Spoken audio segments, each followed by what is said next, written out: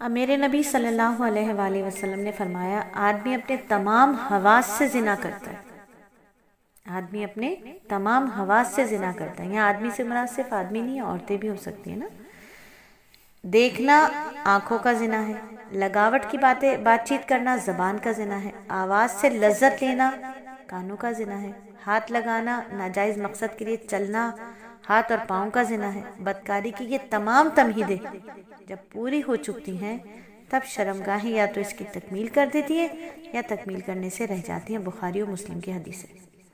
اسی طرح نبی صلی اللہ علیہ وآلہ وسلم نے ایک جگہ اور فرمایا کہ اے علی، ایک نظر کے بعد دوسری نظر نہ ڈالنا، پہلی نظر تو معاف ہے مگر دوسری نہیں. ابو داود، ترمذی اور مسند احمد کی حدیث ہے. جریر بن عبداللہ رضی اللہ تعالیٰ عنہ فرماتے ہیں کہ میں نے رسول اللہ صلی اللہ علیہ وآلہ وسلم سے پوچھا اچانک نگاہ پڑ جائے تو کیا کروں؟ آپ صلی اللہ علیہ وآلہ وسلم نے فرمایا فوراً نگاہ پھیر لو یا نیچی کر لو. مسلم، ترمذی، ابو داود، نسائی، احمد، مسند احمد کی حدیث. اسی طرح ایک اور حدیث میں فرمایا ترمذی شریف کی کہ رسول اللہ صلی اللہ علیہ وآلہ وسلم نے فرمایا جن عورتوں کے شوہر باہر گئے ہوں اور ان کے پاس نہ جاؤ، کیونکہ شیطان تم میں سے ہر ایک شخص کے اندر خون کی طرح گردش کر رہا ہے، یعنی ان کے پاس بھی مت جاؤ. رسول اللہ صلی اللہ علیہ وآلہ وسلم نے فرمایا جو شخص اللہ اور روز آخرت پر یقین رکھتا ہو وہ کبھی کسی عورت سے تنہائی میں نہ ملے جب تک اس کے ساتھ اس عورت کا کوئی محرم نہ ہو، کیونکہ تیسرا اس وقت شیطان ہوتا ہے. اما عائشہ رضی اللہ تعالیٰ عنہ فرماتی ہے نبی صلی اللہ علیہ وآلہ وسلم کا ہاتھ کبھی کسی غیر عورت کے جسم کو نہیں لگا. آپ صلی اللہ علیہ وآلہ وسلم عورت سے صرف زبانی عہد لیتے تھے اور جب وہ عہد لے چکتی تو فرماتے جاؤ بس تمہاری بیعت ہو گئی. اسی طرح ربی پاک صلی اللہ علیہ وآلہ وسلم نے فرمایا کبھی برہنہ نہ رہو، کیونکہ تمہارے ساتھ اللہ کے فرشتے لگے ہوئے ہیں جو تم سے جدا نہیں ہوتے بجز ان اوقات کے جن میں تم رفع حاجت کرتے ہو یا اپنی بیویوں کے پاس جاتے ہو، لہٰذا ان سے شرم کرو، ان کی عزت کا لحاظ رکھو. رسول اللہ صلی اللہ علیہ وآلہ وسلم نے فرمایا اللہ تعالیٰ کا ارشاد ہے کہ نگاہ ابلیس کے زہریلے تیروں میں سے ایک تیر ہے. جو شخص مجھ سے ڈر کر اس کو چھوڑ دے گا میں اسے اس کے بدلے ایسا ایمان دوں گا جس کی حلاوت وہ اپنے دل میں پائے گا.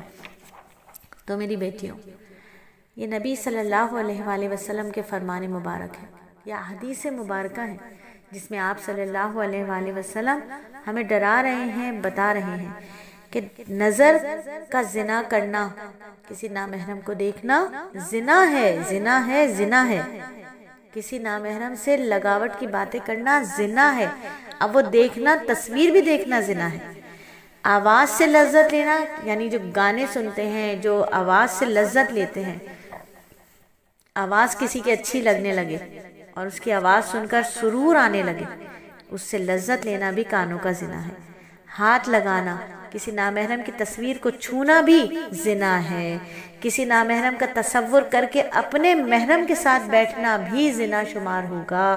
ناجائز مقصد کے لیے چلنا ٹانگوں کا زنا ہے. تو میری بیٹیوں بہت دھیان رکھو، اپنے ایمان کی حفاظت کرو. میرے لیے بھی دعا کرو کہ اللہ رب العزت میرے ایمان کی بھی حفاظت فرمائے کہ کوئی وقت ہو، کوئی عمر ہو، شیطان اور نفس کبھی بھی حملہ کر سکتے ہیں، کبھی بھی، کہیں بھی، کسی بھی وقت حملہ کر سکتے ہیں. تو اللہ رب العزت کی پناہ میں رہو کہ اللہ ہم سب سے راضی ہو، اللہ کی خشیت ہمارے دلوں میں اتر جائے، اللہ کا خوف ہمارے دلوں میں اتر جائے، اللہ کی محبت ہمارے دلوں میں اتر جائے، خلوت جلوت میں ہم گناہوں سے بچنے والے بن جائیں. اللہ تعالیٰ ہماری تنہائیوں کو پاکیزہ کر دے، اللہ تعالیٰ ہماری تنہائیوں کو پاکیزہ کر دے. اللہ کہنے سننے سے زیادہ، پڑھانے سے زیادہ اللہ اخلاص والا عمل کرنے کی توفیق عطا فرمائے. تو میری شہزادیوں، یہ موبائل کا بہت خطرناک فتنہ ہے. یہ ایمان کا ڈاکو ہے. موبائل ایمان کا ڈاکو ہے. اس کا استعمال کم سے کم رکھو، اس سے دوری اختیار کرو، ورنہ یہ پھنسوا دے گا. یہ موبائل ہمیں جہنم کے دروازے کے اندر دھکیل دے گا اور ذلیل اور رسوا کر کے ہمیں اللہ رب العزت محشر کے میدان میں ذلیل اور رسوا کر کے جہنم میں دھکیل دیں گے کہ اگر ہم نے اللہ کے احکامات کو نہیں مانا، نبی کے طریقے کو نہیں جانا اور اللہ کی محبت، اللہ کی رضا کے لیے گناہوں سے دوری اختیار نہیں کی. تو دعا کرتے ہیں کہ اللہ تعالیٰ ہم سب کو گناہوں سے دوری اختیار کرنے والا بنا دے، ہماری خلوتوں، ہماری جلوتوں کو پاک فرما دے. آمین ثم آمین. انشاءاللہ اگلے ہفتے کے سبق میں آپ لوگوں سے بات کریں گے کہ چہرے کا پردہ کرنا چاہیے یا نہیں کرنا چاہیے. بہت سی بیٹیوں کو اشکال رہتا ہے نا کہ چہرے کا پردہ تو ہوتا ہی نہیں ہے، چہرے کا پردہ تو نہیں کرنا چاہیے. تو انشاءاللہ اگلے ہفتے اسی حلقے میں آپ کو بتائیں گے قرآن و حدیث کی روشنی سے کہ واقعی چہرے کا پردہ ہوتا ہے یا نہیں ہوتا ہے، کرنا چاہیے یا نہیں کرنا چاہیے، اور عورتوں کے لیے تیسرا، چوتھا، پانچواں حکم اور کیا ہے مزید سورہ نور میں، اس کو بھی سمجھیں گے تاکہ ہم بن جائیں امت الرحیم، اللہ کی بہترین بندیاں، اللہ کی بندی بن جائیں. اچھی سی بندی وہ جو اللہ کے احکامات کو مان کر چلتی ہیں، نبی کے طریقے کو جان کر چلتی ہے. تو انشاءاللہ زندگی بخیر اگلے ہفتے اسی حلقے میں آپ کے ساتھ ہوں گے، جس حلقے کا نام ہے حیا اور پردہ، حیا اور پاک دامنی، پردے کے فضائل اور معاشرے سے منسلک بہت سارے مسائل.